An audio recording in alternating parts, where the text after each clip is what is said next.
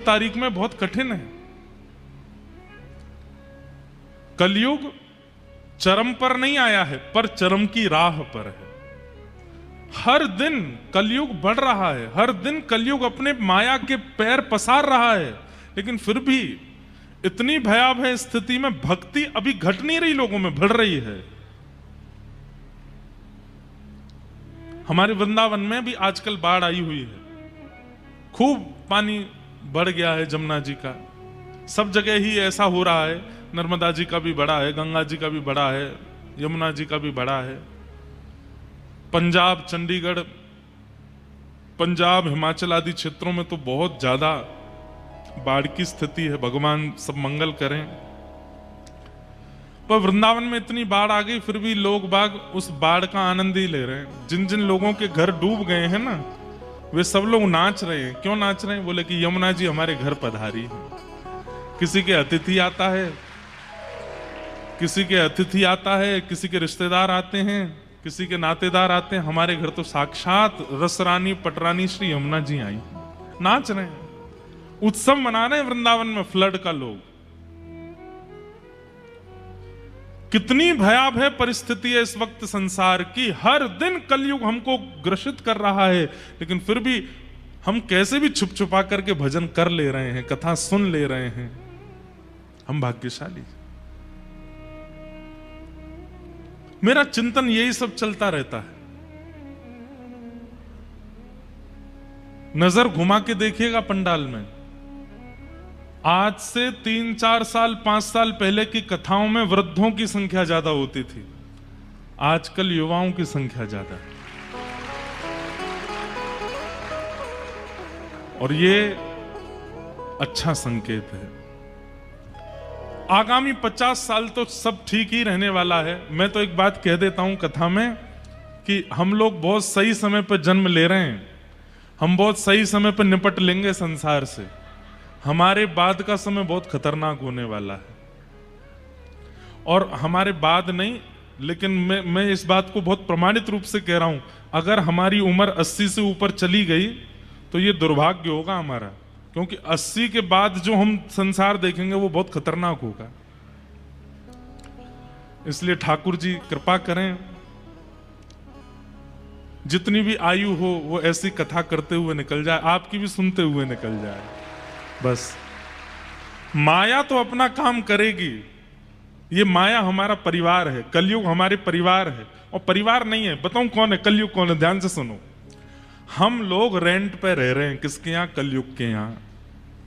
कलयुग के जैसे रेंट पे रहते हैं ना लोग, किसी के घर पे किराए पे रहते हैं, तो किराएदार जो होता है ना, उसके बनाए नियम पालन करने पड़ते हैं। किराएदार कह देता रात में 10 बजे के बाद आओगे तो गेट नहीं खुलेगा।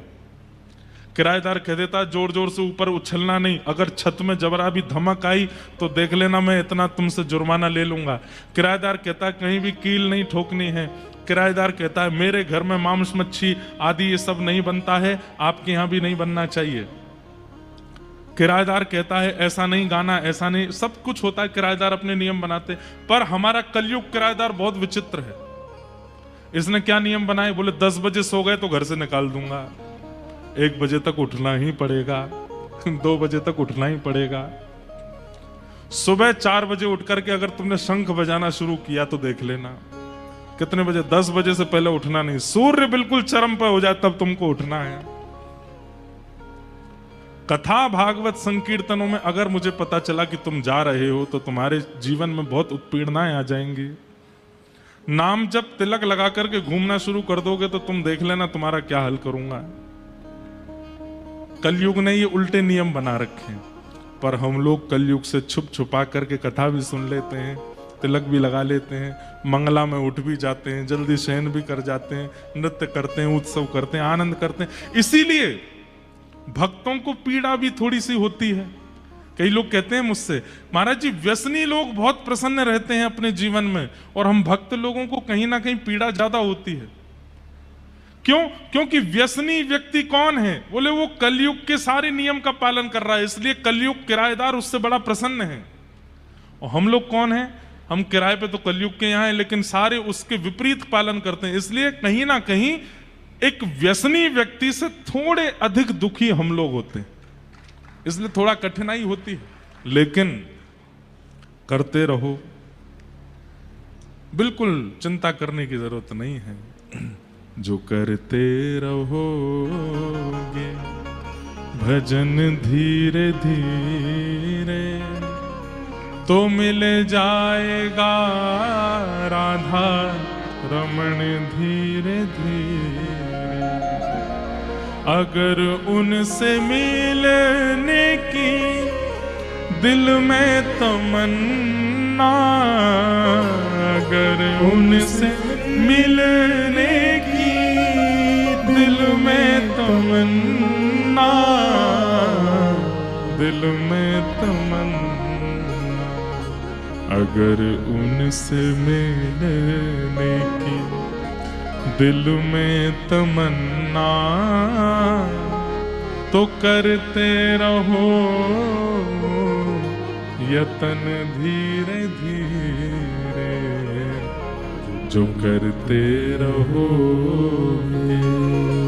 भजन धीरे धीरे तो मिल जाएगा राधा रमण धीरे धीरे।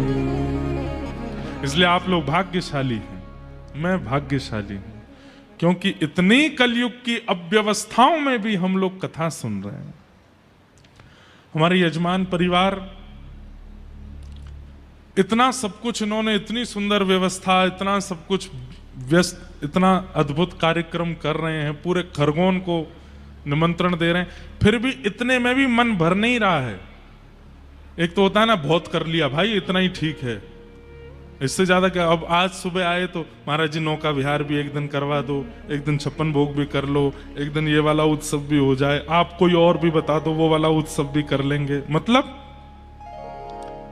करने में मन में ये लग रहा है कि ये अभी बहुत नहीं है, अभी हमें और भी करना, और हो जाए तो अच्छा, और हो जाए तो अच्छा।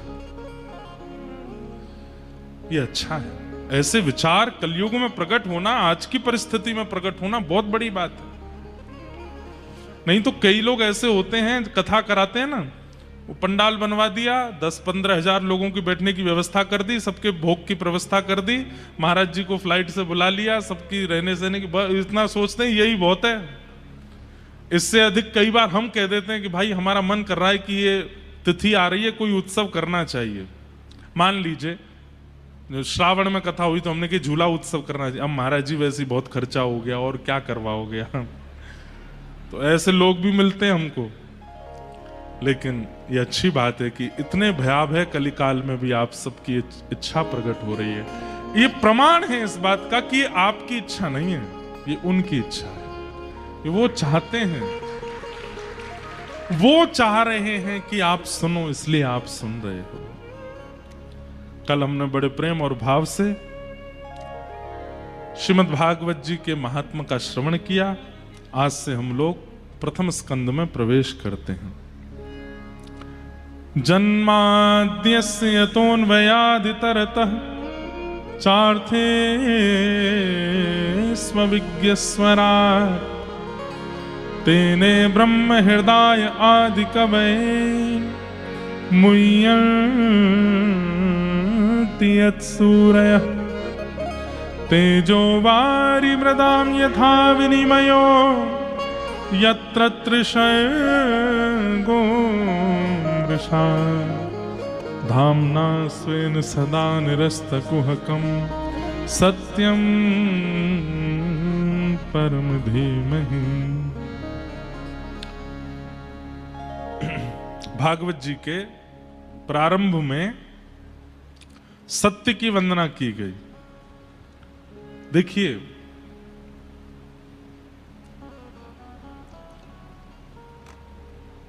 कैसी विचारधारा है भागवत के रचनाकार श्री वेदव्यास जी की।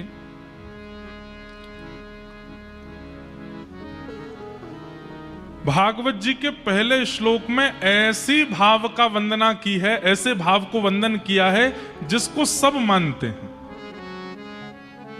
सब लोग बहुत ध्यान से इधर देखिए, एक एक शब्द बहुत ध्यान से सुनिएगा। देखिए, धन गया तो कुछ नहीं गया, समय गया तो कुछ गया, लेकिन अगर ज्ञान गया तो सब गया।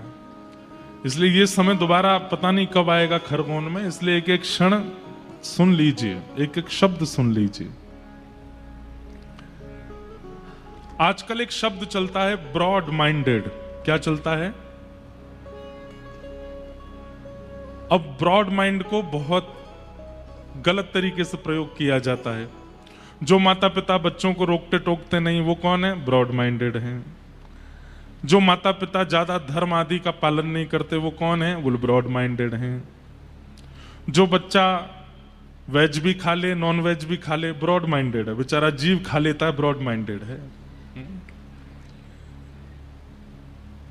अभी थोड़ा सा एक दो चीजों में ब्रॉड माइंडेड नहीं चलता है, जैसे कि विवाह के बाद एक पति है, एक पत्नी एक दूसरे के साथ रहते हैं तो ठीक है।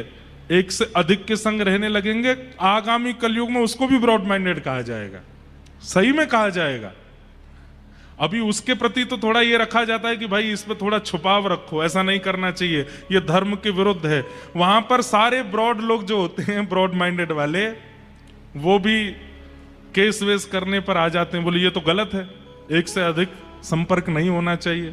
पर कलयुग, घोर कलयुग ऐसा भी होगा कि एक से अधिक संपर्क होने पर भी ब्रॉड माइंडेड माना जाएगा। हमारे पतिदेव तो बहुत ब्रॉड हैं, क्यों? 2-4 हैं, हम सबके संग रहते हैं। कितना ब्रॉड माइंड है, कितनी विचित्र परिभाषा हम लोग कर देते हैं अपने विचारों की। इसको ब्रॉड माइंडेड नहीं कहते। ब्रॉड माइंड किसको कहते हैं? सुनिए, वेद व्यास जी महाराज, जिन्होंने भागवत की रचना की, कैसी विचारधारा? श्रीमद् भागवत के पहले श्लोक में कृष्ण को प्रणाम नहीं किया, राम को प्रणाम नहीं किया, देवी को प्रणाम नहीं किया, किसी देवता को प्रणाम नहीं किया। क्योंकि मैं अगर किसी एक देव को प्रणाम करूंगा तो अन्य देव को पूजने वाले कहीं ना कहीं भागवत जी से अलग हो जाएंगे। मैं किसी एक देवी को प्रणाम करूंगा तो फिर अन्य देवियों को पूजने वाले वो कहीं ना कहीं विचार करेंगे, ये तो शायद मान लीजिए दुर्गा प्रधान ग्रंथ है, कृष्ण प्रधान ग्रंथ है, राम प्रधान ग्रंथ है, आदि आदि। वेदव्यास जी ने क्या किया? ऐसे को प्रणाम किया जिसको सब मानते हैं। क्या कहते हैं? धामना स्वेन सदा निरस्तकुहकम सत्यम परम धीमहि। बोले मैं किसको प्रणाम करता हूं? मैं परम सत्य को प्रणाम करता हूं। क्या बात! परम सत्य। अब परम सत्य कौन है ये अपने मन से आप खुद लगा लो।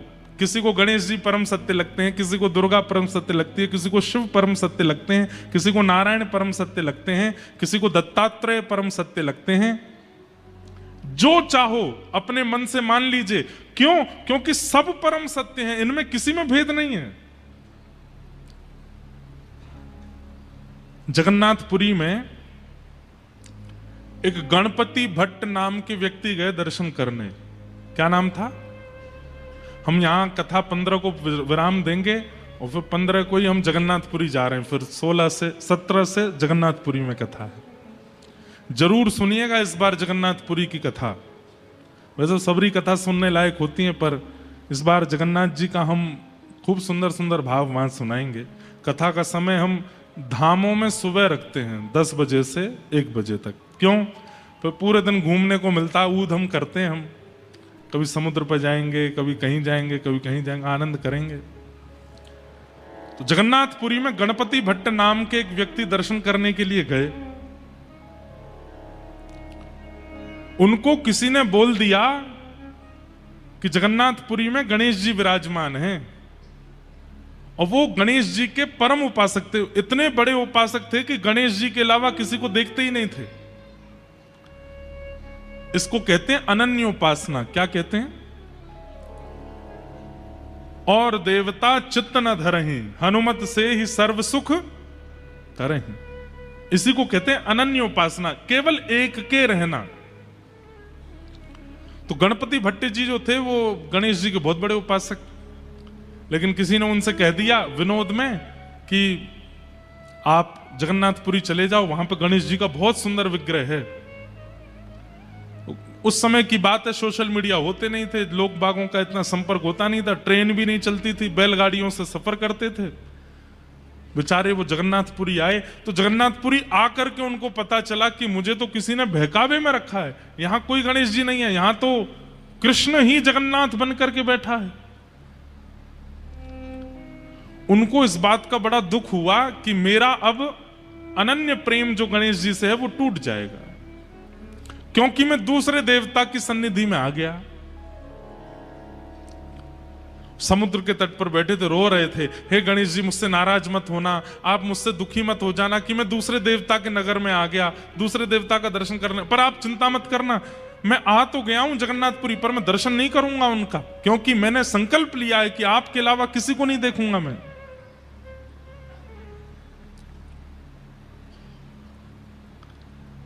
जगन्नाथ प्रभु उनके इस अनन्य भाव से रीझ गए।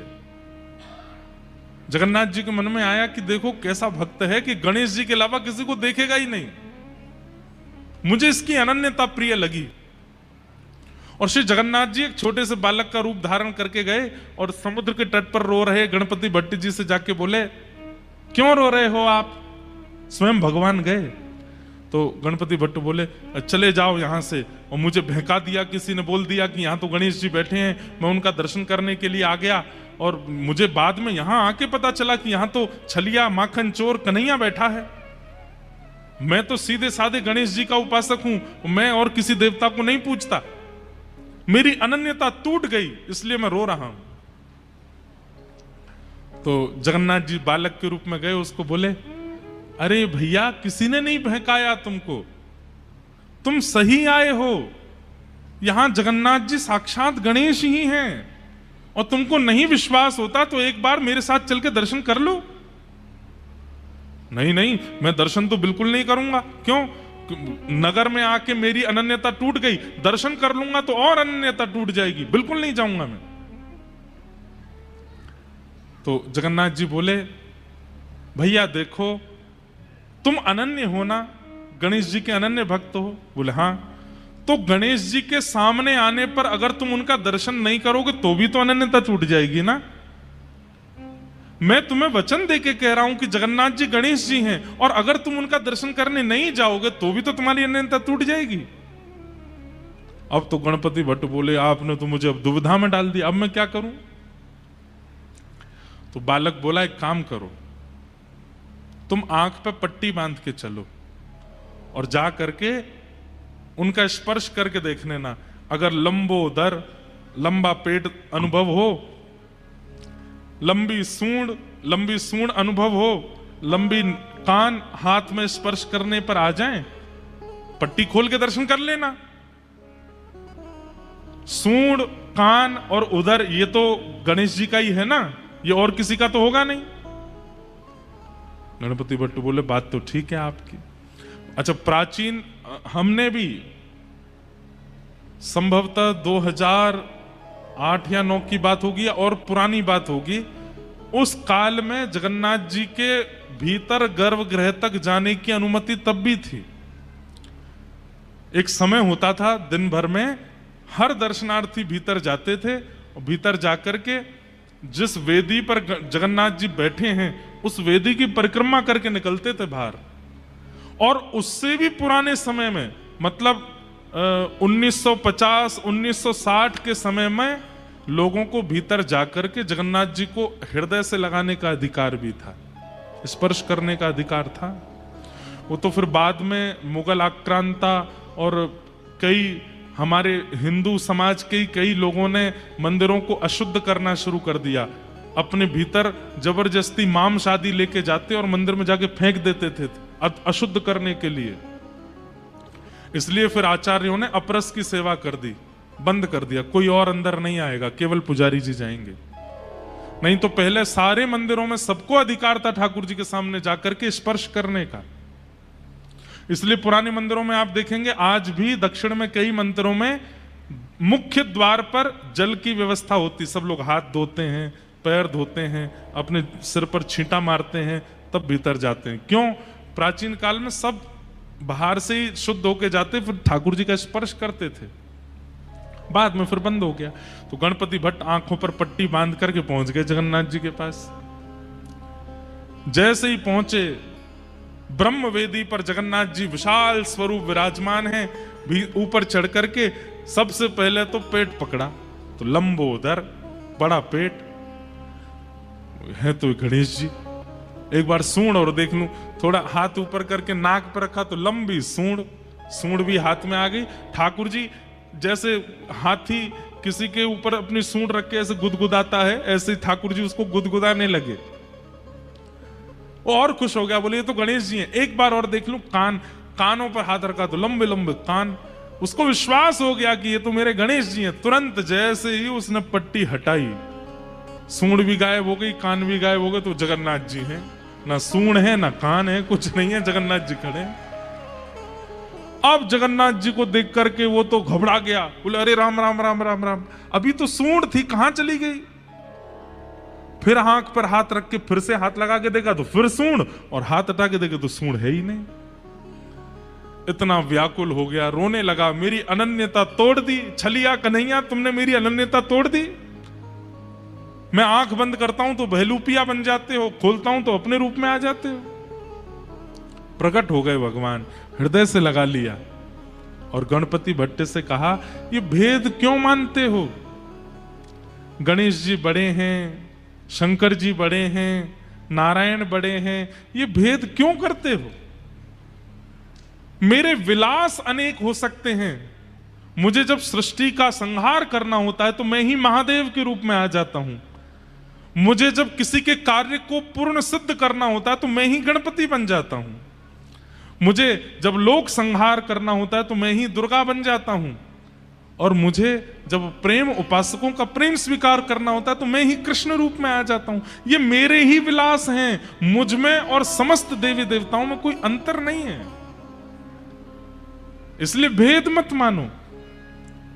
और उस दिन ठाकुर जी ने नियम ले लिया कि आज के बाद जगन्नाथपुरी में स्नान पूर्णिमा के दिन ठाकुर जी 108 कलशों से स्नान करते हैं, और स्नान करने के बाद फिर गणेश जी का रूप धारण करते हैं। आज भी सूंड कान गणपति भट्ट की स्मृति में महाप्रभु जगन्नाथ जी का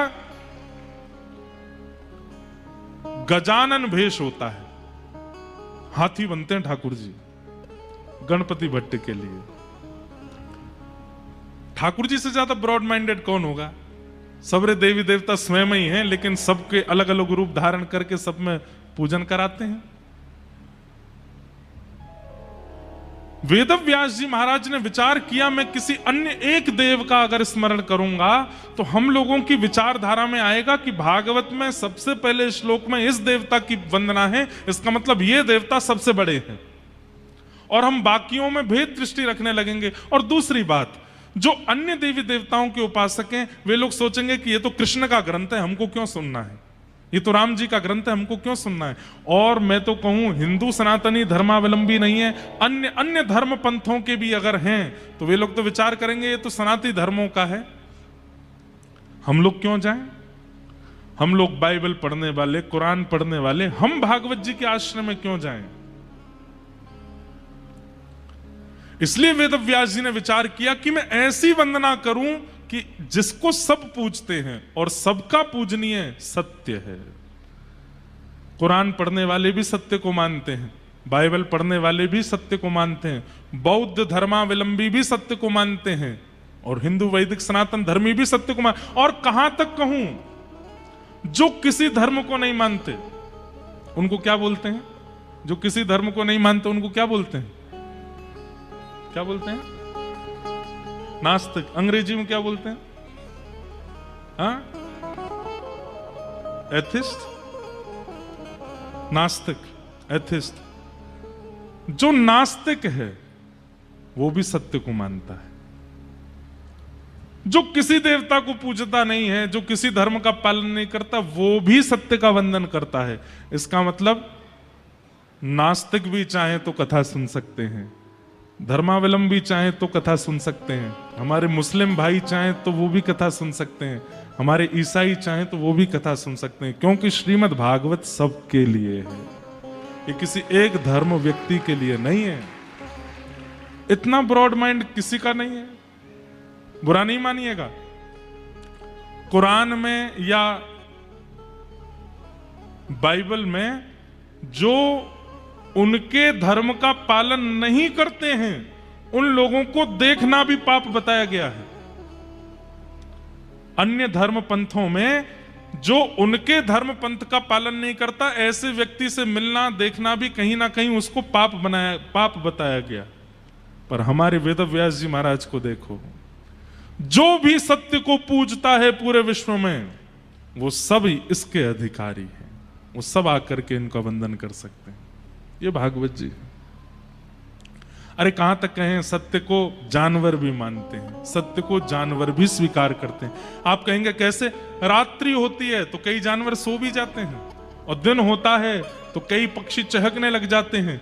क्यों? वे भी दिन को स्वीकार करते हैं, रात्रि को स्वीकार करते हैं, भोजन को स्वीकार करते हैं, वंशवर्धन को स्वीकार करते हैं। ये सब सत्य है।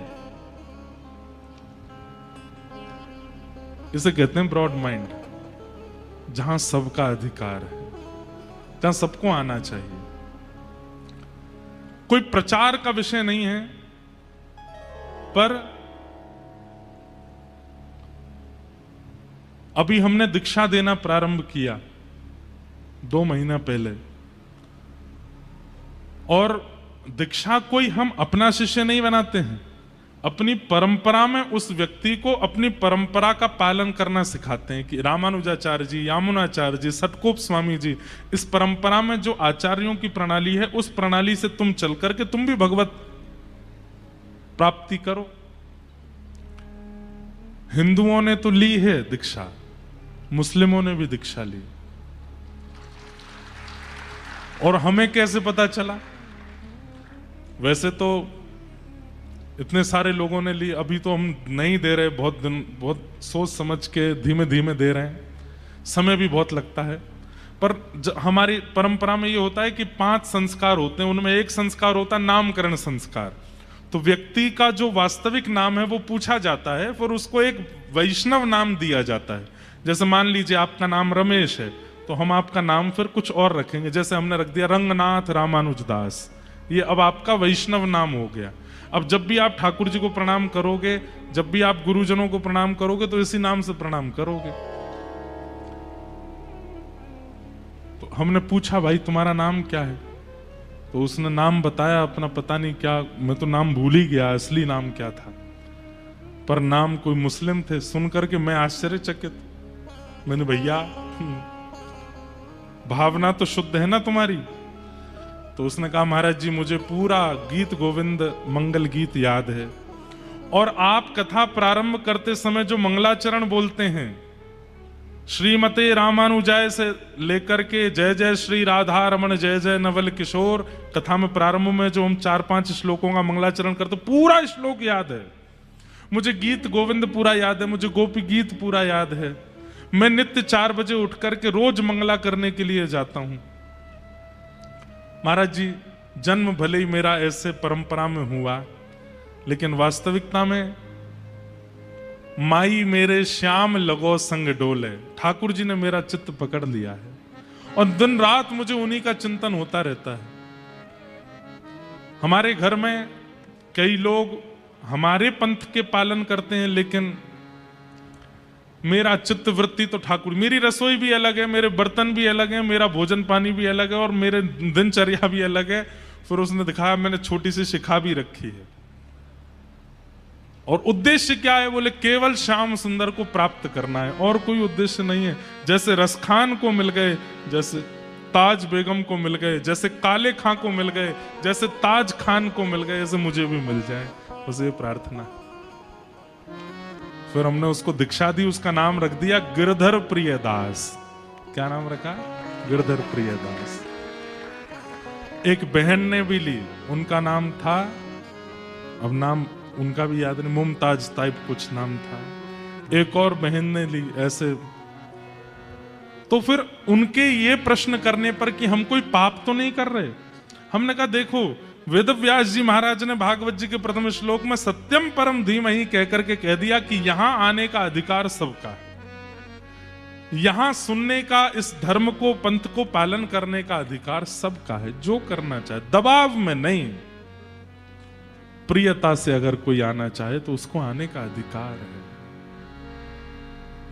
ताज बेगम अकबर की पत्नी, उसको श्रीमद वल्लभ कुल में दीक्षा प्राप्त हुई और संभवतः गोसाई विठलनाथ जी ने उसको दीक्षा प्रदान की। ऐसे अनेक हमारे यहां हुए हैं आचार्य चरण, जिन्होंने अन्य पंथों के लोगों को भी दीक्षा देकर के भगवत अनुरागी बना दिया। तो इससे ज्यादा ब्रॉड माइंड क्या होगा कि यहां सबका अधिकार है आने का और किसी को भी रोक टोक नहीं है, बस एक स्वभाव होना चाहिए, क्या? चित्त में उनके प्रति प्रेम।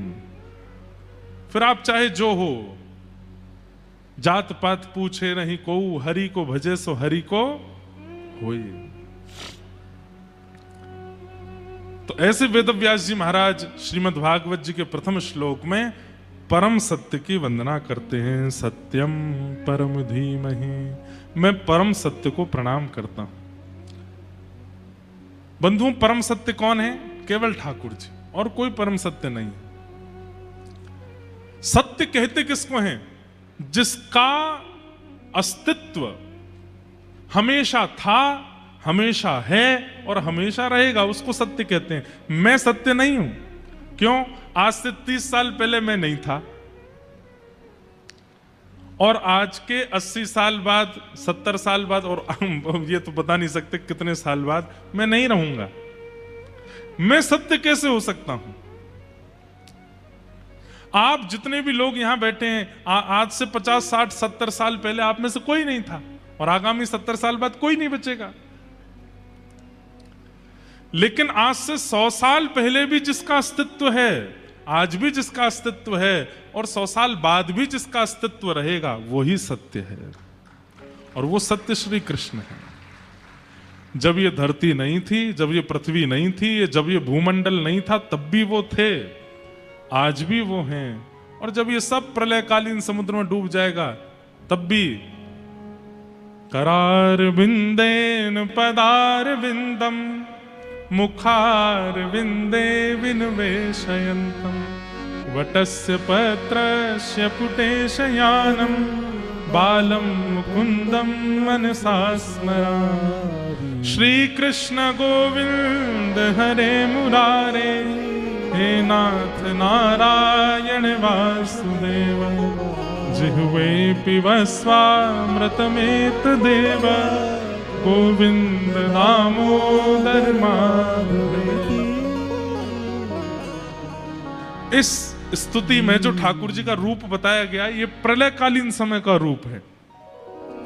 मार्कंडेय ऋषि ने ठाकुर जी से कहा कि मुझे प्रलय का दर्शन करना है, और जैसे ही प्रलय आया सब कुछ डूब गया। कहते हैं प्रलयकालीन समय पर जो समुद्र की लहरें थीं, वो हिमालय की चोटी से भी ऊंची थी, सब डूब गया। लेकिन तभी मार्कंडेय ऋषि देखते हैं कि सब खत्म हो गया, कुछ नहीं बचा। आपको एक बात बताएं, प्रलय केवल पृथ्वी का नहीं होता, सूर्य चंद्र का भी होता है।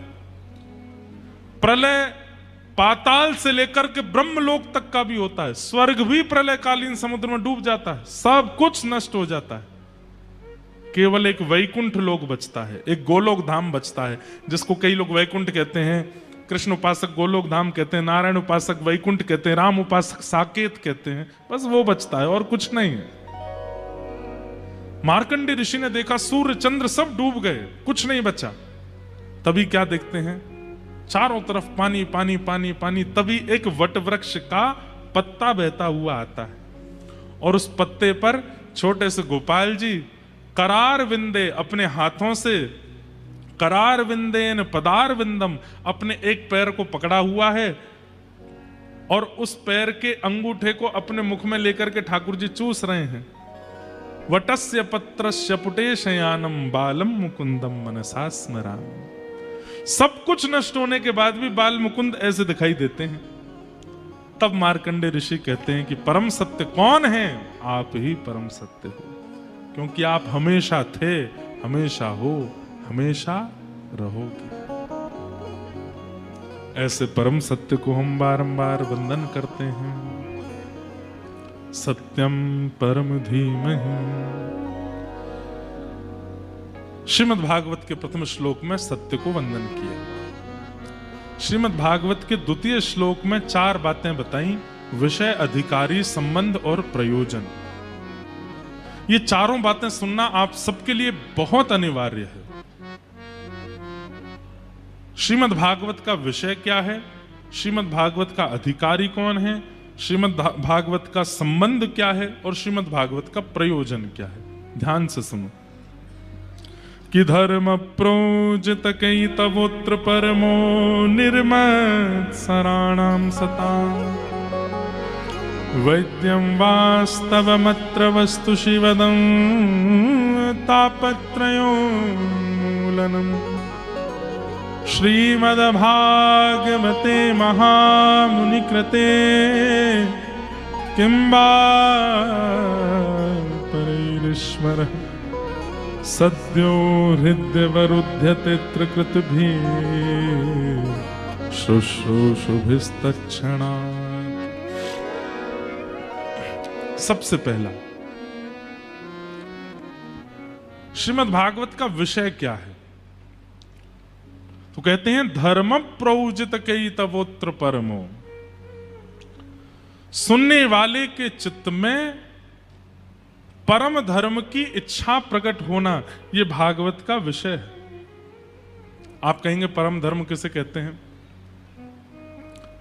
जब तक आपको अपने शरीर की चिंता है और उस शरीर की चिंता के लिए आप कर्म करते हो, वो धर्म कहलाता है। लेकिन जिस दिन आपको शरीर के भीतर बैठे हुए आत्मा की चिंता होने लग जाती है और उसके कल्याण के लिए आप कर्म करते हो, उसको परम धर्म कहते हैं। समझ में आई बात? इससे ज्यादा सिंपल इसकी डेफिनेशन नहीं हो सकती। धर्म और परम धर्म। आपको शरीर की चिंता है तो आप सुबह जल्दी उठते हो, जल्दी उठना धर्म है। आपको शरीर की चिंता है तो आप शुद्ध भोजन करते हो, यह धर्म है। आपको शरीर की चिंता है इसलिए आप गृहस्थाश्रम में प्रवेश करते हो, यह धर्म है। इस शरीर से कुछ गलत ना हो जाए इसलिए आप अपनी क्रियाओं को शुद्ध करते हो, यह धर्म है। आपके शरीर के किसी गलत काम को होने से संसार आपकी निंदा करेगा इसलिए आप अच्छी अच्छी क्रियाएं करते हो, यह धर्म है। मान, प्रतिष्ठा, यश, वैभव, कीर्ति, धन, संपत्ति आदि कमाते हो, यह सब धर्म है, क्योंकि शरीर प्रधान है।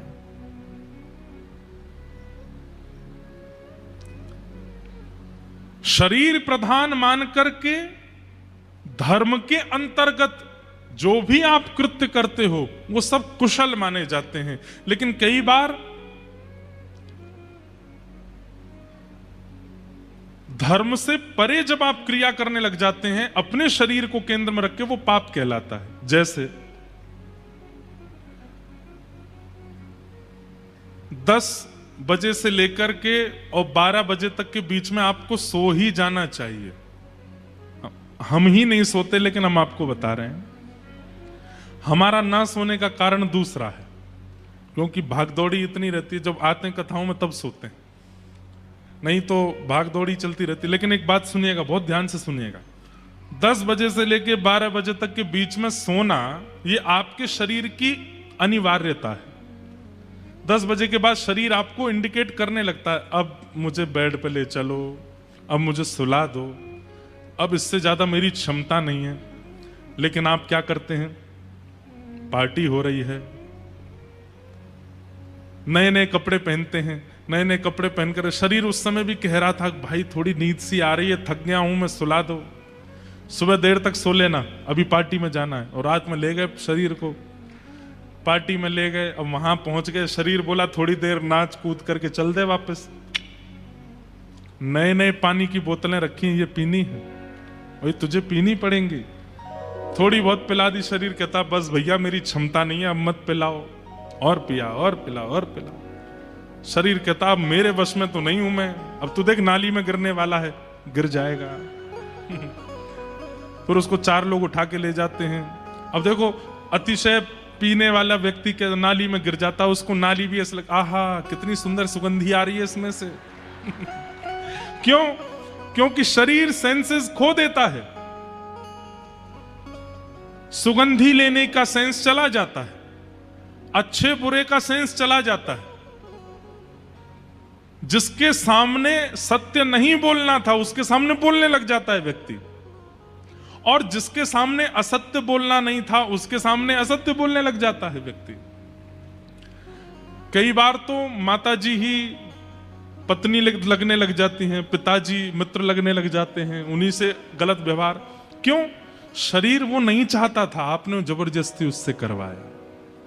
मतलब एक दायरे में रह करके जब आप शरीर को प्रधान मान करके कर्म करते हैं तो वो धर्म कहलाता है, और फिर उस दायरे से निकल करके जब आप कर्म करने लगते हैं वो अधर्म कहलाने लगता है, वो पाप कहलाने लगता है।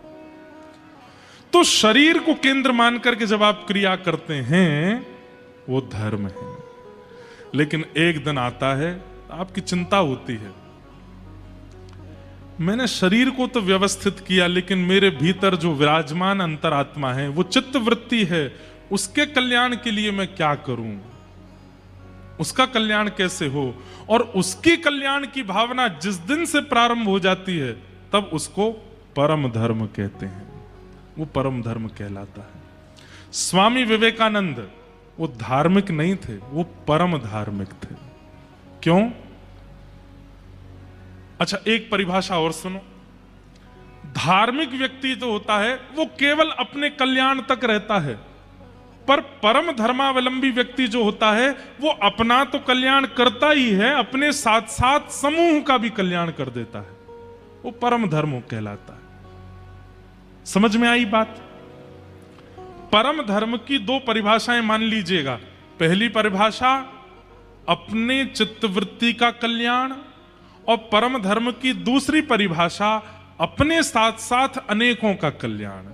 ये 2 भावनाएं जिसके चित्त में प्रकट हो जाएं वो परम धर्मावलंबी है, और ये 2 भावनाएं प्रकट करवाना ये भागवत जी का विषय है।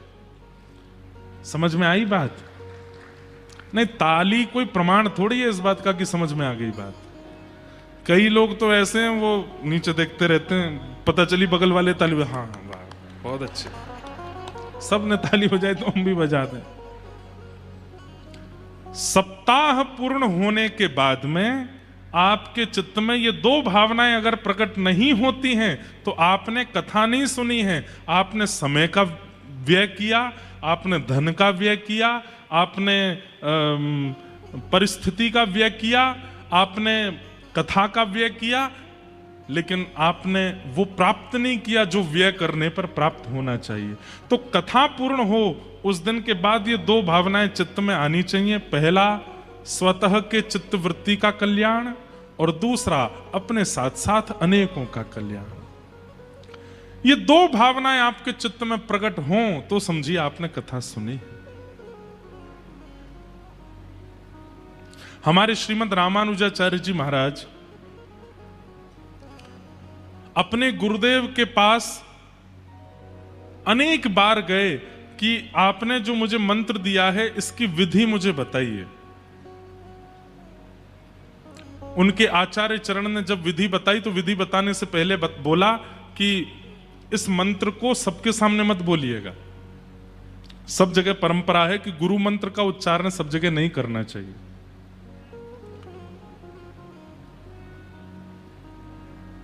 गुरु मंत्र सबको नहीं बताना चाहिए।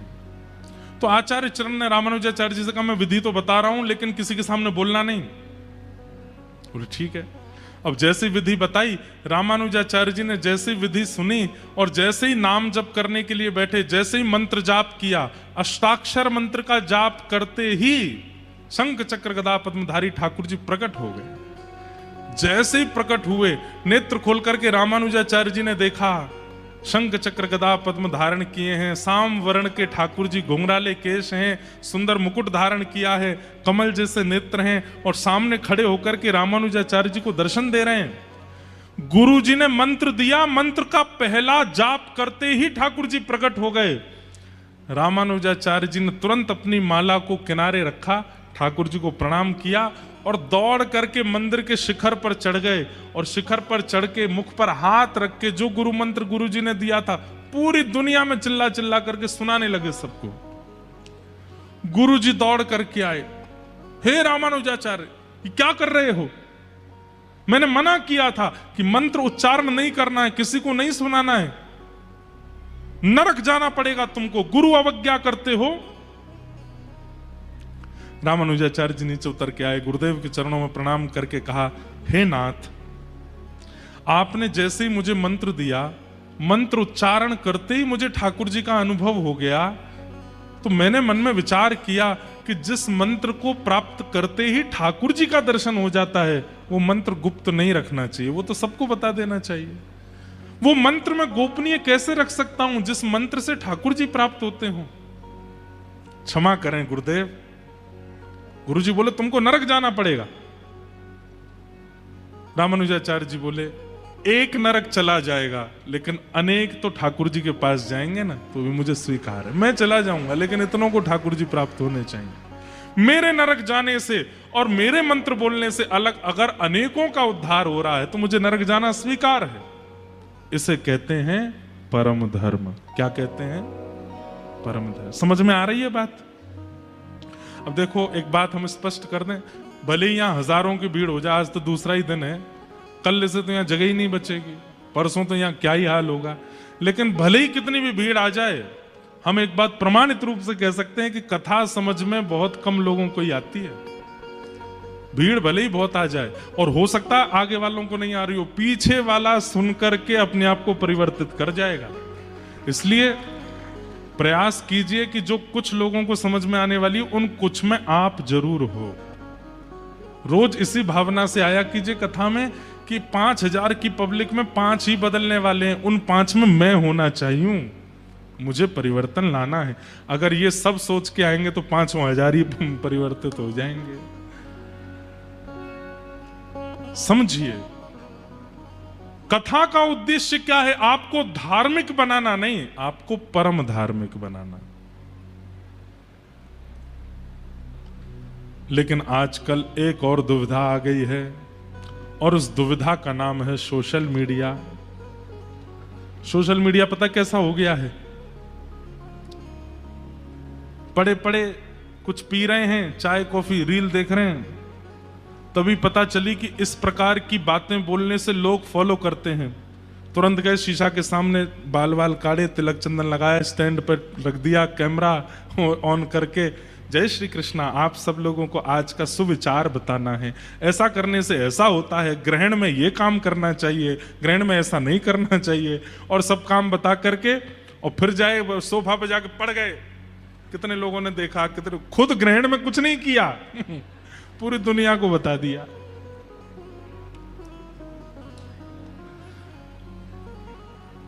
कलयुग में, सतयुग त्रेता द्वापर में राक्षस पता थे। सतयुग में सबको पता है 2 ही राक्षस हैं, कौन? हिरण्यकश्यप, हिरण्याक्ष। त्रेता में सबको पता है 2 ही राक्षस हैं, रावण, कुंभकर्ण। द्वापर में सबको पता है कंस, शिशुपाल, दंतवक्र, 2-4 ही राक्षस हैं। पर कलयुग में आपने देखा किसी राक्षस का नाम नहीं बताया। जय विजय को श्राप लगा कि तुम दोनों राक्षस बनोगे, और 3 युग में राक्षस बनोगे। क्यों? सनत कुमारों ने जब उनको श्राप दिया तो ये 4था युग क्यों छोड़ दिया? बोले क्योंकि 3 युगों में तो मानव होंगे, लेकिन कलयुग में मानव ही राक्षस बन जाएगा।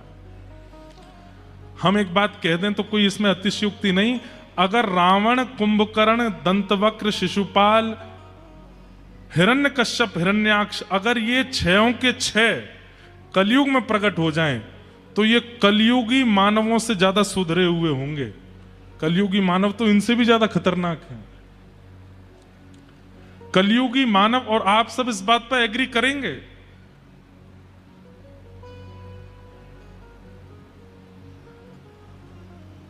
पहले इंदौर की पहचान होती थी महाकाल भगवान से। पहले इंदौर की पहचान होती थी कि पास में नर्मदा जी भी हैं। पहले इंदौर की पहचान होती थी कि बहुत स्वच्छ है, सबसे स्वच्छ नगरी है। आजकल इंदौर की पहचान हो रही है एक पत्नी अपने पति को मार देती है यहां पे। अब सोचो ये कलयुग नहीं है? ऐसा तो किसी राक्षसी ने भी नहीं किया अपने समय पर। हम किसी को दोष नहीं दे रहे हैं, पर मैं परिस्थिति बता रहा हूं। किसी व्यक्ति का दोष नहीं है, किसी कन्या का दोष नहीं है, ये कलयुग का प्रभाव है। आप विश्वास मान लीजिए, आप नाम जप करते हैं रोज, लेकिन कलयुग कल आपकी मति बदल दे तो इसमें कोई बहुत बड़ी बात नहीं है। आप नित्य भजन करते हैं, नित्य नाम जप करते हैं, नित्य कथा सुनते हैं, नित्य दान पुण्य करते हैं, लेकिन कौन सी घड़ी में आपके कौन से अपराध का मार्ग लेकर के कलयुग आपकी बुद्धि में प्रविष्ट होकर के आपकी बुद्धि को भ्रमित कर दे, कोई पता नहीं है। इसलिए कलयुग में कई लोग सोचते हैं कि हमने एक बार कथा तो सुन ही ली, एक बार यज्ञ तो कर ही लिया, 2-4 एकादशी तो कर ही ली, इनका अरे भाई कुछ नहीं होगा। एक दिन भी अगर आपने नागा किया और उसी दिन को माध्यम बना करके कलयुग आपकी बुद्धि में प्रविष्ट हो जाएगा और आपसे ऐसे कृत्य करवा देगा। अब जिस किसी भी कन्या ने वो काम किया, पति को मरवाया या जो कुछ भी करवाया, आज वो इतनी ग्लानि में है कि मैंने ऐसा क्यों कर दिया, और वो स्वयं नहीं समझ पा रही होगी कि मैंने ये क्यों किया। हमने तो न्यूज वगैरह पे देखा, उनके सब परिवार के लोग कह रहे वो ऐसी तो नहीं थी, वो ऐसा तो व्यवहार नहीं था, ऐसे विचार तो नहीं थे। और हर दोषी व्यक्ति के परिवार के लोग अपने ही बालक पर विश्वास नहीं कर पाते कि वो ऐसा कैसे हो गया, ऐसा तो नहीं था। ये कलयुग है। रावण जन्म से ही राक्षस है, शिशुपाल दंतवक्र जन्म से ही राक्षस हैं, लेकिन कलयुग में व्यक्ति जन्म से महात्मा है, लेकिन कब राक्षस बन जाए ये उसको खुद को नहीं पता होता। इसलिए एक क्षण भी नाम के बिना निकलने मत दीजिए। जैसे कोविड से बचने के लिए वैक्सीन थी, डॉक्टरों ने कहा कि एक बार वैक्सीन लगवा लो तो फिर आपको कोविड नहीं होगा। लोगों ने वैक्सीन लगवा ली, फिर बोले बूस्टर डोज लगवा लो, कोविड नहीं होगा। सब लोग कोविड में जैसी वैक्सीन लगवा ली, उसके बाद बिना मास्क के घूमने लगे। और कोई कहता भाई मास्क तो पहन, ए देख सर्टिफिकेट देख मेरा, वैक्सीन लगवा ली मैंने, है ना। ठीक वैसे ही कलयुग में हर क्षण आपको नाम की वैक्सीन लेनी ही लेनी है। कलयुग में आप एक बार के नाम से आपका कुछ नहीं होगा, आपको हर क्षण लेना ही पड़ेगा, हर क्षण बोलना ही पड़ेगा, हर क्षण करना ही पड़ेगा। नहीं तो वो नाम, नहीं तो कलयुग एक क्षण भी आपके खाली समय को देखेगा, वहीं से प्रविष्ट हो जाएगा आपके अंदर। इसलिए कलयुग केवल नाम आधारा, सुमिर सुमिर नर उतना ही पारा। कलयुग में यज्ञ करने की जरूरत नहीं है, कलयुग में तप करने की जरूरत नहीं है, कलयुग में अनुष्ठान करने की आवश्यकता नहीं है। कलयुग में केवल एक आवश्यकता है, हर क्षण, हर घड़ी, हर पल बस हरि नाम करते रहो।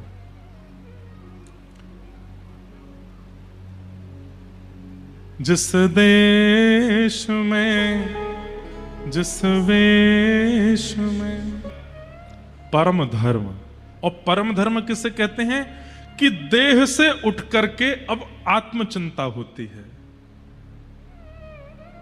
क्या केवल खाने पीने, हंसने बैठने, कमाने के लिए ही मैं आया संसार में?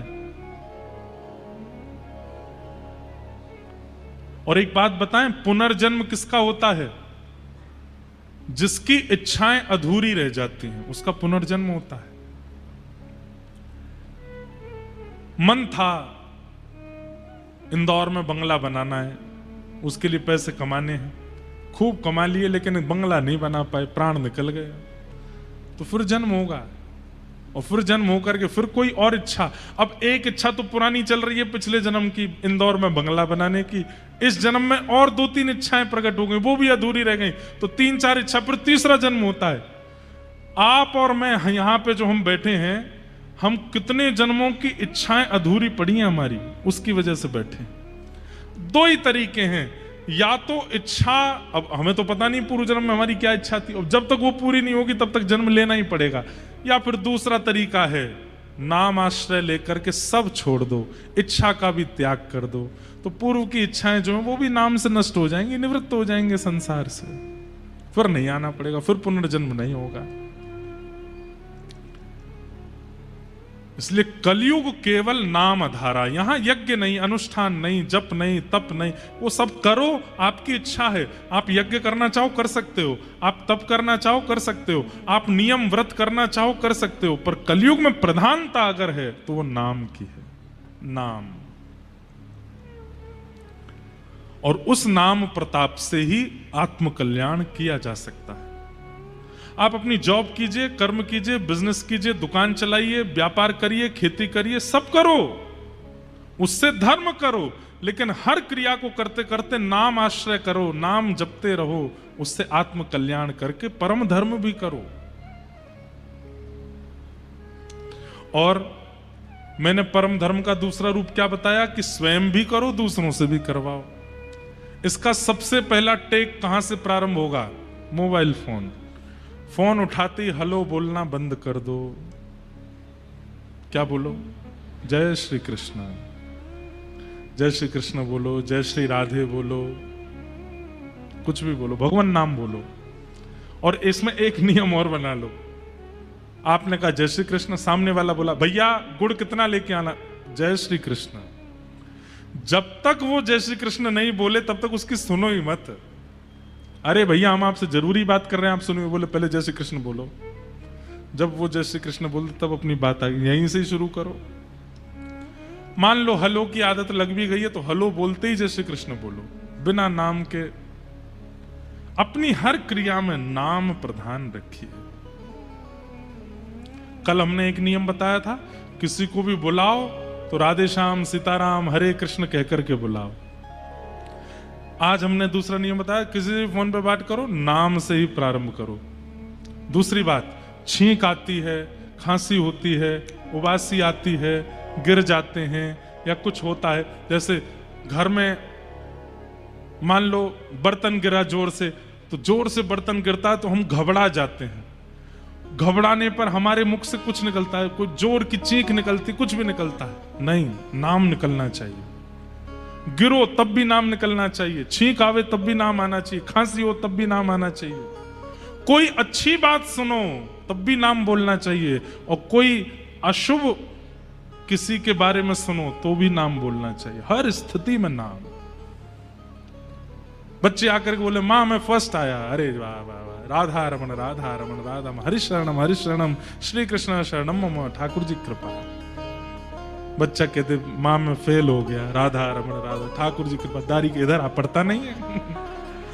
नाम से ही करो सब प्रारंभ।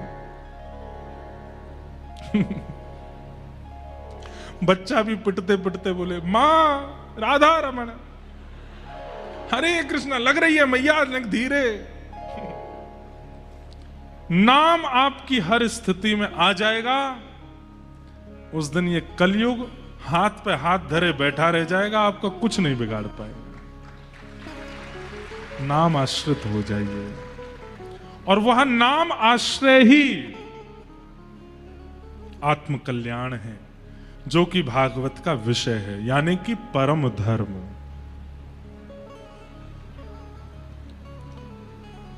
भागवत का विषय क्या है? परम धर्म। और परम धर्म क्या है? आत्मा का कल्याण, चित्त का कल्याण। अब दूसरा आता है, भागवत का अधिकारी कौन है? यह बात तो बंधुओं आप सबको सुननी चाहिए। वैष्णव धर्म पर, भक्ति पथ पर, भागवत पथ पर चलने का अधिकार किसका है? वैसे तो कोई भी आ सकता है, आपने अभी हमने ही कहा कथा में कि बहुत ब्रॉड माइंड है, यहां पे तो जो आना चाहे आ सकता है, लेकिन एक व्यक्ति का निषेध है भक्ति के पथ पर। भागवत की कथा में भक्ति के पथ पर भगवान से मिलने में एक व्यक्ति का निषेध है। कौन? निर्मत्सराणाम सताम, जिसके चित्त में मात्सर्य है, मात्सर्य मतलब ईर्ष्या। अब आप देखेंगे, कामी व्यक्ति को निषेध नहीं बताया, क्रोधी व्यक्ति को निषेध नहीं बताया, भोगी व्यक्ति को निषेध नहीं बताया, लोभी व्यक्ति को भी निषेध नहीं बताया। निषेध किसका बताया? ईर्ष्यालु व्यक्ति का। हमारे यहां कह दिया गया है कि कामी व्यक्ति महापापी, क्रोधी व्यक्ति महापापी, आदि आदि सब महापापी। पर सबसे बड़ा महापापी कौन? जो दूर से दूसरे की उपलब्धियों से पीड़ित होता है, वो महापापी है। और बुरा नहीं मानिएगा, आज की तारीख में व्यक्ति अपने दुख से कम दुखी है, दूसरे के सुख से ज्यादा दुखी है, और ऐसे लोगों की संख्या सबसे ज्यादा है। और मैं एक बात भी कह दूं बिना संकोच के, उन संख्याओं में मैं और आप भी आते हैं। हम भी कई बार दूसरे की उपलब्धि सुन करके कहीं ना कहीं विचलित हो जाते हैं। ये उसे प्राप्त कैसे हो गया, ये उसके साथ कैसे हो गया, ये उसका अधिकारी तो नहीं था। और भैया एक बात हमारी बहुत ध्यान से सुन लीजिएगा, ईर्ष्या चित्त में आना इस बात का प्रमाण है कि ठाकुर जी के प्रियों में आपका नाम नहीं है। ईर्ष्या यदि चित्त में प्रकट होती है, ईर्ष्यालुता अगर आपके चित्त में है, सब लोग इधर देखो, ध्यान से सुनो भैया कथा। ईर्ष्यालुता इस बात का प्रमाण है कि ठाकुर जी के प्रियों की जो लिस्ट है उसमें आपका नाम नहीं है। काम, क्रोध, लोभ, मोह आदि आदि दोष यदि चित्त में प्रकट हो रहे हैं तो भी आप ये बात मान सकते हैं कि ठाकुर जी कहीं ना कहीं मुझसे अब भी मिल सकते हैं। लेकिन जैसे ही दूसरे की उपलब्धि के बारे में सुनते ही आप अप्रसन्न हो जाते हैं, आपके मुख के तोते उड़ जाते हैं, आप बिल्कुल व्याकुल हो जाते हैं। अरे उसको कैसे मिल गया, उसके बच्चे पास हो गए, उसके बच्चे फर्स्ट आ गए, वो इतना आगे निकल गया, उसकी इतनी सैलरी हो गई, उसको बॉस ने ऐसा कर दिया, उसका बिजनेस इतना आगे चला गया, वो ऐसा हो गया, वो ऐसा हो गया। ये सुनकर के आप विचलित हो गए और भले ही 10 मिनट के लिए आप चिंता में चले गए, ये कैसे हो गया। तो इसका मतलब उसी समय हमारी बात याद कर लीजिएगा, ईर्ष्या प्रकट होते ही आपको चिंता होनी चाहिए, ठाकुर जी के प्रिय जनों में आपका नाम नहीं है, क्योंकि आपके चित्त में ईर्ष्या प्रकट होकर के प्रमाणित कर रही है कि ठाकुर जी आपके नहीं है। आपको उस दिन ये चिंता नहीं होनी चाहिए कि वो आगे कैसे निकल गया या उसने प्राप्ति कैसे कर ली। उस दिन आपको ये चिंता होनी चाहिए कि मुझ में ईर्ष्या क्यों आई, अब इस ईर्ष्या को नष्ट मुझे करना है। अरे भले ही दुनिया के लोग कितने भी श्रेष्ठ हो जाएं, मुझे ईर्ष्या नहीं होनी चाहिए। हमने भक्तमाल जी में कथा की है, भक्तों के कितने चरित्र कहे हैं। हर दोष युक्त व्यक्ति को भगवान मिले हैं, लेकिन ईर्ष्यालु व्यक्ति को ठाकुर जी ने नहीं मिले। इसलिए आपसे हमारी प्रार्थना, ईर्ष्या मत लाओ। और ईर्ष्या, यहां कुछ लोग चिल्ला रहे हैं, उनको बोल दो थोड़ी शांति रखें। बस एक ही उठ के जाना, बहुत सारे नहीं, बाकी सब इधर देखो, इधर देखो, सुनो। ईर्ष्या नष्ट होने का एक ही उपाय है। चैतन्य महाप्रभु कहते हैं, तृणादपि सुनीचेन, अपने आप को तृण के समान मानो। मैं कुछ हूं, ये भावना चित्त में आएगी तो साथ में ईर्ष्या भी लेकर के आएगी, आपको पता नहीं चलेगा, बाद में वो प्रकट होती है। मैं कुछ हूं, ये भावना आपके चित्त में आई, मैं सुंदर हूं, मैं अच्छा गा लेता हूं, मैं अच्छा बोल लेता हूं, मैं पहन करके बहुत बढ़िया लगता हूं, या मैं बहुत इतने करोड़ का मालिक हूं, इतनी संपत्ति मेरी है। किसी भी रूप में मैं कुछ हूं, ये भावना चित्त में आती है तो उसके साथ में ईर्ष्या भी आती है। वो ईर्ष्या उस समय प्रकट नहीं होती, जब आपसे श्रेष्ठ कोई आपको दिखाई देता है, तब वो ईर्ष्या प्रकट होकर आपको संकेत करती है। इसलिए ईर्ष्या को नष्ट करने का एक ही उपाय है, क्या? मैं कुछ नहीं हूं, ये भाव रखो। सब कुछ प्राप्त होने के बाद भी दृष्टि नीची रहे। श्रीनाथ जी दृष्टि नीची क्यों रखते हैं? श्रीनाथ जी आंखें नीची क्यों करते हैं? उसके पीछे कई उदाहरण दिए गए हैं। पुष्टि मार्ग में कहा जाता है कि ठाकुर जी नीचे दृष्टि करके इसलिए खड़े हैं कि ठाकुर जी संकेत कर रहे हैं, मैं सबको नहीं देखता, जो मेरी शरण में है उन्हीं को देखता हूं। पहला संकेत, पहला संकेत। दूसरा संकेत रस पक्ष में चला जाता है, हमारे वृंदावन की रस भावना में चला जाता है। क्योंकि जब ठाकुर जी ने गिरिराज जी उठाए तो सन्मुख श्री जी खड़ी हैं, बिल्कुल सामने किशोरी जी खड़ी हैं, तो ठाकुर जी उनको देख रहे हैं।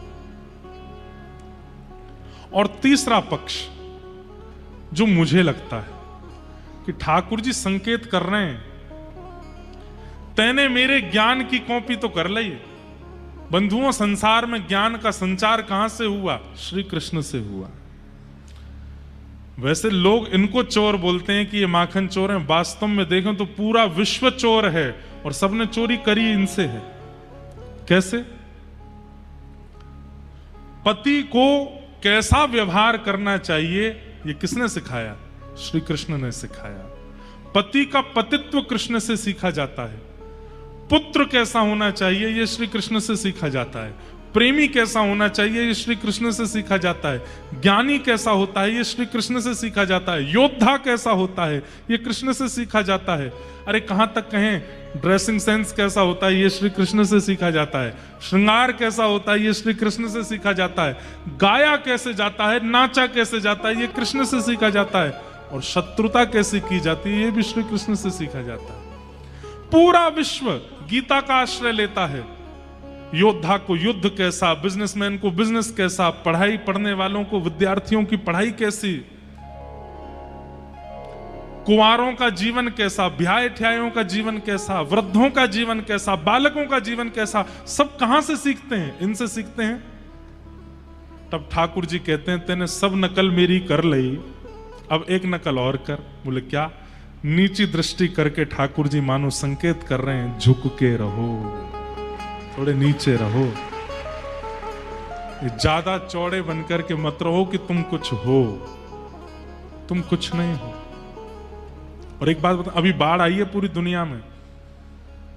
बाढ़ में आपने एक दो वीडियो देखे होंगे, 100 साल पुराने बड़े बड़े वृक्ष, जब यमुना जी गंगा जी अपने उफान पर आई तो उन वृक्षों को ले गई। लेकिन आप देखेंगे जब बाढ़ चली जाएगी, छोटे छोटे घास वहीं की वहीं होंगी, उनका कुछ नहीं बिगड़ा होगा। क्यों? जितने चौड़े बड़े पुराने तने हुए खड़े थे सब गए बाढ़ में, लेकिन जो छोटे छोटे झुके रहे, ज्यादा से ज्यादा इतना होगा, घास सीधी की जगह ऐसी हो गई होगी, लेकिन उखड़ के नहीं गई होगी। कितना भी तेज तूफान आ जाए, कितनी भी तेज बाढ़ आ जाए, कितनी भी तेज सुनामी आ जाए, छोटे का कुछ नहीं बिगड़ता, बिगड़ता बड़े का ही है। इसलिए भले ही धन में वृद्धि हो जाए, सुंदरता में वृद्धि हो जाए, वैभव में वृद्धि हो जाए, यश कीर्ति ऐश्वर्य में वृद्धि हो जाए, लेकिन चित्त से सदैव तृण के समान रहिए। आपके चित्त में कभी ईर्ष्या नहीं आएगी। ईर्ष्या उसी को होती है, दो लोगों को ईर्ष्या होती है, बहुत ध्यान से सुनिएगा। दो लोगों को ईर्ष्या होती है, एक जो बहुत कुछ बन गए हैं और एक जो बहुत मेहनत करने के बाद भी कुछ नहीं बन पाए। इन दोनों में ईर्ष्या रहती है।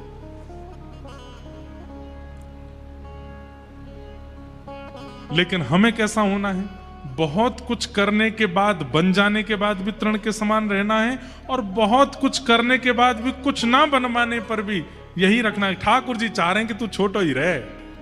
ठाकुर जी चाह रहे हैं भैया तू नेक ही रहे, ज्यादा बढ़े मत आगे। कोई बात नहीं, छोटा कह रहे हैं तो छोटा ही रह लूं मैं। ईर्ष्या से बचिए।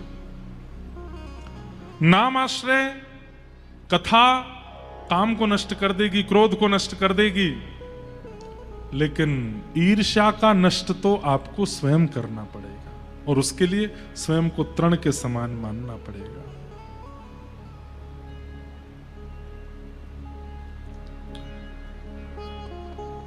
हम सब लोगों ने स्कूल में आप सब जितने भी लोग यहां बैठे हैं, जो स्कूल गया है, हो ही नहीं सकता कि अपनी 8वीं 9वीं कक्षा में यह श्लोक आपको स्कूल में ना पढ़ाया गया हो। 9th के बाद हिंदी संस्कृत में चॉइस होती है, पर 9वीं से पहले 7वीं 8वीं में तो संस्कृत पढ़ाई ही जाती है हर बच्चे को। कॉन्वेंट स्कूल में भी पढ़ते हैं, अब की पता नहीं। और वहां एक श्लोक सबको पढ़ाया जाता है, नमन्ति फलिनो वृक्षा नमन्ति गुणिनो जना शुष्क काष्ठानि मूर्खाश्च न नमन्ति कदाचन। फलित वृक्ष झुकता है, जैसे फलित वृक्ष होता है उसका स्वभाव झुकने का होता है, ऐसे गुणी व्यक्ति का स्वभाव भी झुकने का होता है। लेकिन शुष्क काष्ठ जिसमें फल नहीं लगते वो सीधा खड़ा रहता है, और जिसमें फल नहीं लगते वो सीधा खड़ा रहता है, और आंधी आने पर उसका टूट के गिरने का चांसेस सबसे ज्यादा होते हैं। ऐसे ही जिस व्यक्ति के अंदर गुण नहीं होते, जिस व्यक्ति के अंदर फल नहीं होते, गुण नहीं होते, वो झुकना नहीं जानता, और दुनिया में जब तूफान आता है तो उसका गिरना निश्चित होता है। इसलिए झुक के रहिए, छोटे रहिए, ईर्ष्या कभी नहीं आएगी चित्त में। और ऐसे को ही भक्ति पथ का, धर्म पथ का, भागवत पथ का, वैष्णव पथ पर चलने का अधिकार है। और सीधी बात कह दें तो हरि प्रियों की जो लिस्ट है ना ठाकुर जी के पास, जिनसे ठाकुर जी प्रेम करते हैं, उस लिस्ट में अपना नाम चढ़ाने का आपको अधिकार मिल जाएगा। ठाकुर जी के प्रिय बन जाओगे। निर्मत्सराणाम सताम। विषय सुना, अधिकारी सुना। अब तीसरी बात, श्रीमद् भागवत हमारा किससे संबंध कराती है और कैसा संबंध कराती है? तो वैद्यम वास्तवमत्र वस्तु शिवदम तापत्रयो मूलनम।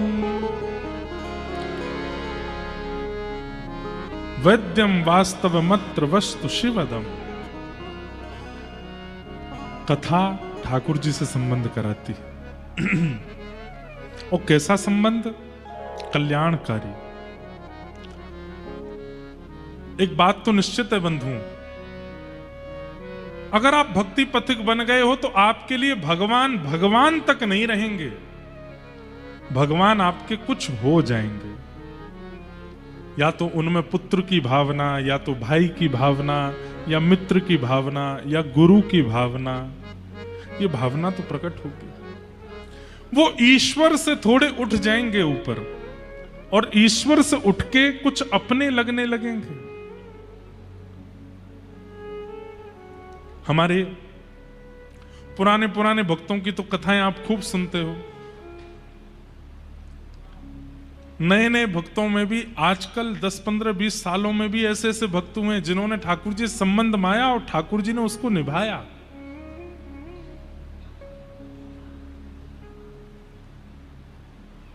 हमारे अयोध्या में एक संत हुए, संत श्री गोपालाचार्य जी महाराज। पुराने सत्संगी उनका नाम जानते हैं। जो पुराने सत्संगी होंगे, बहुत सत्संग जिन्होंने किया होगा, वे उनका नाम जानते होंगे, संत श्री गोपालाचार्य जी महाराज। हमने तो उनका दर्शन नहीं किया, पर अयोध्या के संतों से उनके बारे में सुना है। वो अपने गोपाल जी को लाल जी बोलते थे। उनके राम जी रहते थे साथ में छोटे से, राम जी को लाल जी बोलते थे और लाल जी की तरह ही भावना रखते थे। सुंदर सुंदर लीलाएं अपने आप चिंतन करते थे, अपने आप लीलाओं का चिंतन करते थे। और उन्होंने एक बार क्या किया, गुड्डे गुड्डे होते हैं ना, गुड्डे गुड़िया होते हैं रुई के, फॉर्म के, ऐसे उन्होंने हाथी, घोड़ा, गैया, ऊंट, शेर, ऐसे कुछ जानवर बनाए और उनको ठाकुर अपने लाल जी के सामने खिलौना के रूप में रखते थे। एक बार सब विद्यार्थियों से बोला, ऊपर बक्से में ठाकुर जी के खिलौना रखें, सब खिलौना निकाल के ठाकुर जी के सामने धरो, आज 56 भोग लगा है, ठाकुर जी का 56 भोग कराना है। बच्चों ने वो बक्सा निकाल करके सारे खिलौना निकाले, उसमें हाथी से लेके ऊंट, घोड़ा और ऊंट आदि सब थे उसमें, सब रुई के गुड्डा, सबको सामने रख दिया, 56 भोग लगाया। तो हमारे परम पूजनीय प्रातस्मरणीय श्रीमद जगत गुरु रामानुजाचार्य श्री राघवाचार्य जी महाराज, जो आज भी श्री अयोध्या धाम से पूरे विश्व भर में भागवत और वाल्मीकि रामायण की कथा करते हैं, हमसे बहुत प्रेम है महाराज जी का। उन्होंने बताई, वो भी थे उन बालकों में, बोले कि भैया हमने वो सारे गुड्डा गुड़िया निकाले, और वो सब गुड़िया नहीं मतलब गुड्डा सब जानवरों के लाल जी के आगे रखे, 56 भोग लगाया, और 56 भोग के बाद गुरु जी बोले अब सब गुड्डाओं को भीतर बक्से में धर दो। हमने सारे गुड्डा जैसे धरे, बक्सा बंद करने लगे तो बंद ही नहीं हो। क्यों?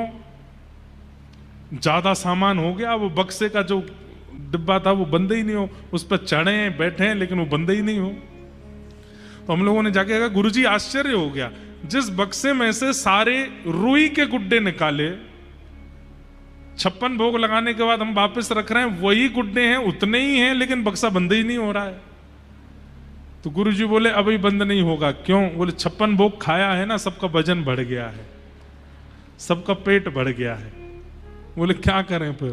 बोले एक काम करो, एक एक हाथी, घोड़ा, गैया, ऊंट आदि सबको ऐसे पकड़ के थोड़ा थोड़ा चलाओ, थोड़ा चलाएंगे तो पाचन होगा, भोजन पच जाएगा, फिर रखो। बोले भैया हमने सत्य में घोड़ा ऐसे ऐसे चलाए, थोड़े घुमाए, और थोड़ी देर घुमाने के बाद जब भीतर रखे सो ही बक्सा बंद हो गया सब पतले हो गए। कहने का अभिप्राय, संबंध मानेंगे आप ठाकुर जी से तो ठाकुर जी निभाएंगे। आपने उनको लाला माना है तो वो फिर लाला की तरह व्यवहार करेंगे। अब कई लोग ठाकुर जी को बालक मान लेते हैं, ठीक है ये हमारे लाला हैं, अपने लाला को तो एसी में सुलाते हैं, ठाकुर जी को तो पंखा भी बंद कर देते हैं रात को, अपने लाला को तो हर 5 मिनट में देखने जाते हैं, ठीक तो है, रो तो नहीं रहा, ठीक है ना, कुछ है तो नहीं। ठाकुर जी सुबह देखने के बाद रात्रि हो गई, अभी तक दिखे ही नहीं, कैसे हैं? एक बात मानिएगा, हमारी संबंध बनाना बहुत सरल होता है, निभाना बहुत मुश्किल होता है। निभाने की ताकत हो तो ही बनाइएगा, क्योंकि संसार में संबंध बनाने के बाद नहीं निभाते हैं तो चलता है। लोग सोचते हैं बड़ा आदमी हो गया अब क्यों निभाएगा, लेकिन ये नहीं सोचेंगे बड़ा आदमी, ये कहेंगे अच्छा बड़ा आदमी बन गया, तुझे अभी दिखाता हूं कितना बड़ा आदमी है तू, मुझसे बड़ा आदमी है क्या? अगर ठाकुर जी से संबंध बनाया है तो निभाने की जिम्मेवारी रखिएगा, क्योंकि अगर आपने संबंध बना के नहीं निभाया तो ठाकुर जी रूठ जाते हैं, और ठाकुर जी अगर रूठ गए, दुनिया को मनाना बहुत सरल है, उनको रुझाना बहुत मुश्किल है। बहुत सरलता से आजकल माताएं, बहनें, भाई लोग बहुत जल्दी संबंध बना लेते हैं। ठाकुर जी तो हमारे लाला हैं, ठाकुर जी तो हमारे भाई हैं, हम तो उनको हर महीने राखी, हर रक्षाबंधन पर राखी पहनाते हैं।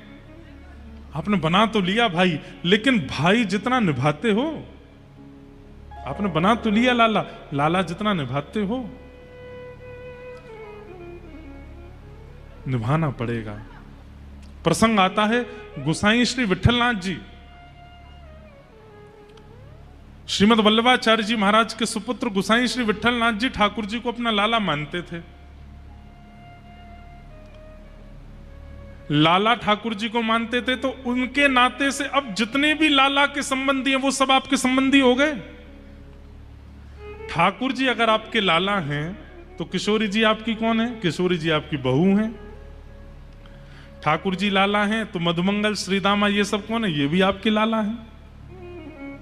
ठाकुर जी आपके लाला हैं तो रुक्मणी जी कौन है? रुक्मणी जी आपकी बहू हैं।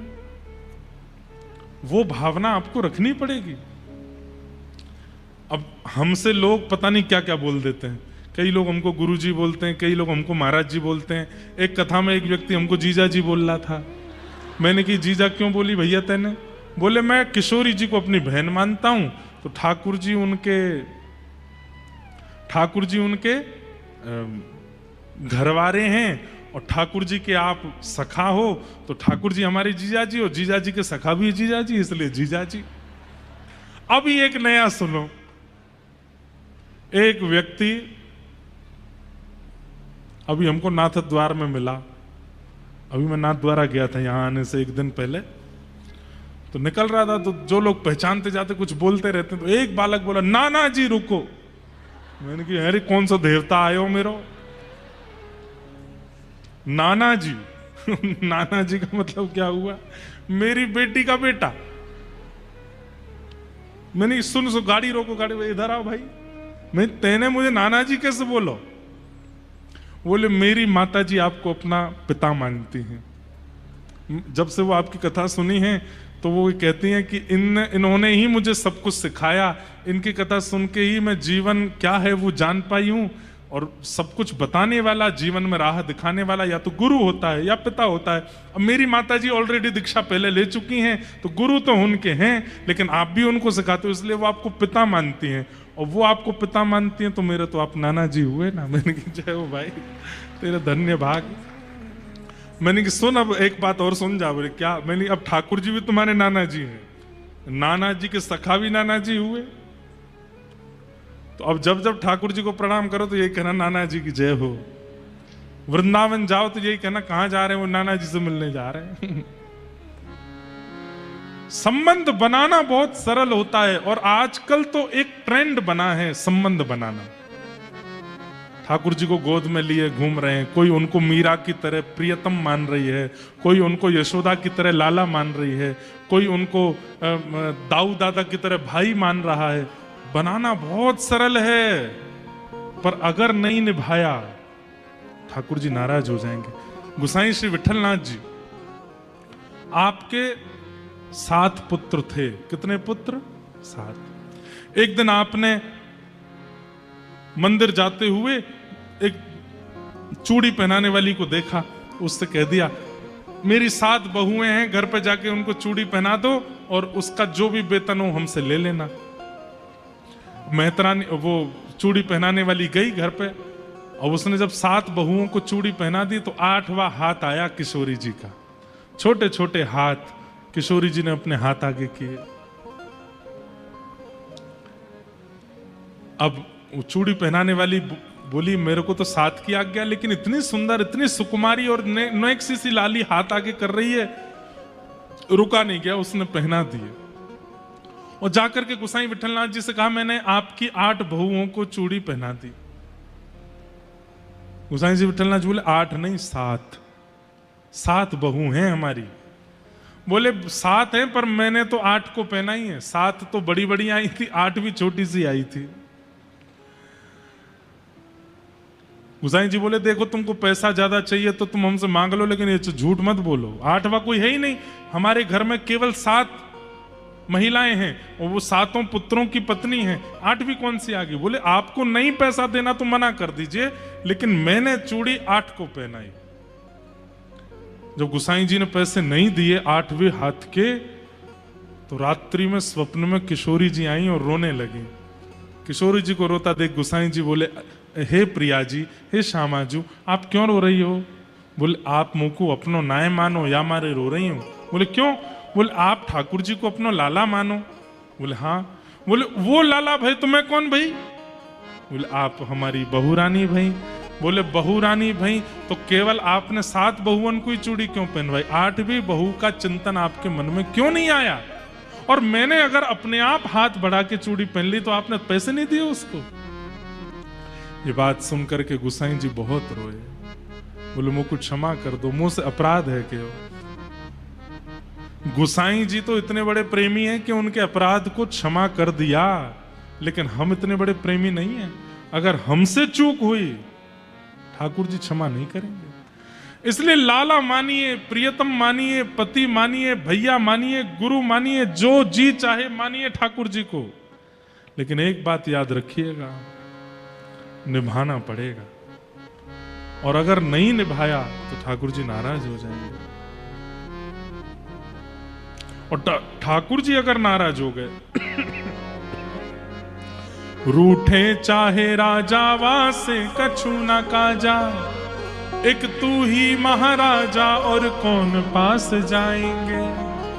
रूठे चाहे भाई वासे कछु ना भलाई, एक तू ही है सहाई और कौन को सराएंगे। रूठे चाहे विश्व और शत्रु आठों याम, एक तेरे चरणन के नेह को निभाएंगे। जग सारा झूठा एक तू ही है अनूठा, रूठ जाए चाहे सारा जग पर तू ना रूठा चाहे। सब रूठ जाए पर ये ना रूठे।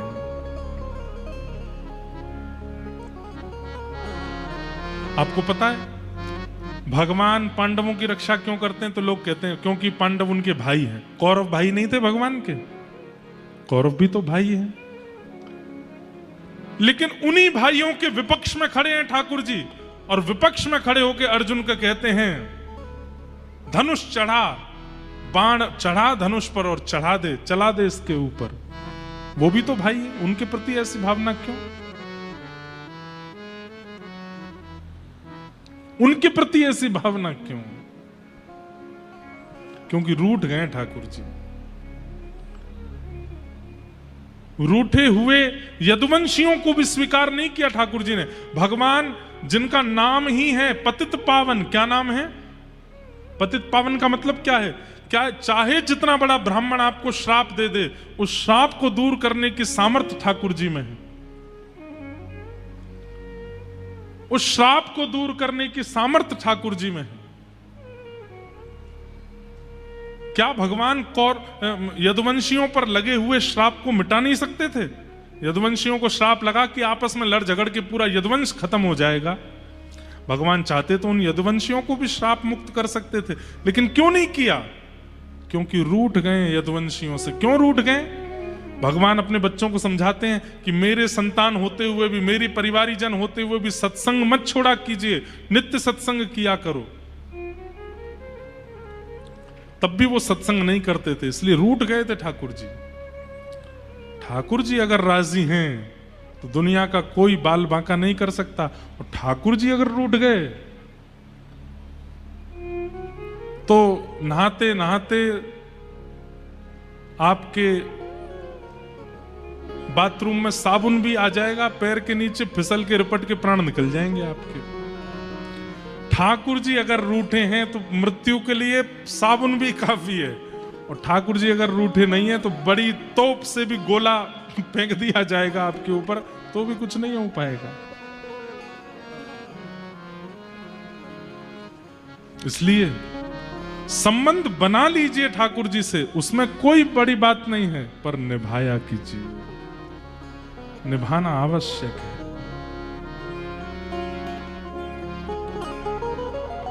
श्याम प्यारे से जिसका संबंध है, श्याम प्यारे से जिसका संबंध है, श्याम प्यारे से जिसका संबंध है, श्याम प्यारे से जिसका संबंध है, उसको हर घड़ी आनंद ही आनंद है, उसको हर घड़ी आनंद ही आनंद है, उसको हर घड़ी आनंद ही आनंद है, उसको हर घड़ी आनंद ही आनंद है।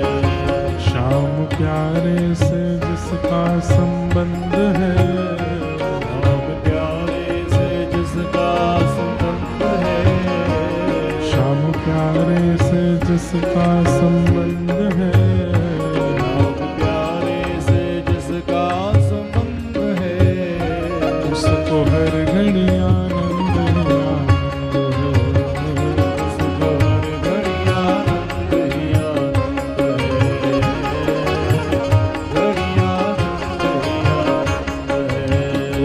उसको हर घड़ी आनंद ही आनंद है। उसको हर घड़ी आनंद ही आनंद है।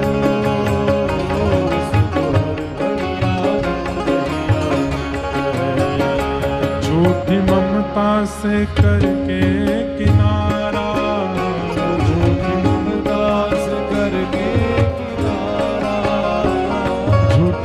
ममता से करके किनारा, झूठी ममता से करके किनारा, उनके सच्चे प्रभु का सहारा, उनके सच्चे प्रभु का सहारा, उनके सच्चे प्रभु का सहारा, उनके सच्चे प्रभु का सहारा। गाइए। जो उसी की रजा में रजामंद है, जो उसी की रजा में रजामंद है, जो उसी की रजा में रजामंद है, जो उसी उसी की